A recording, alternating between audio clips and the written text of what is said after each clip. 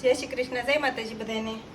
આજે તો આપણે મકાઈના ભજીયા બનાવી છે રોંઢે 5 વાગી ગયા છે અને અહીંયા તો તેલ મુકાઈ ગયું છે અને અહીંયા જો બધે તૈયાર થઈ ગયું છે મકાઈના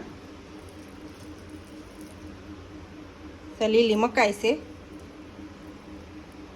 અને હવે આપણે કદે તળવાનું ચાલુ તળાઈ જાય પછી બતાવી કેવાય ત્યાં ભજીયા બનીને થઈ ગયા છે તૈયાર આપણે મકાઈના।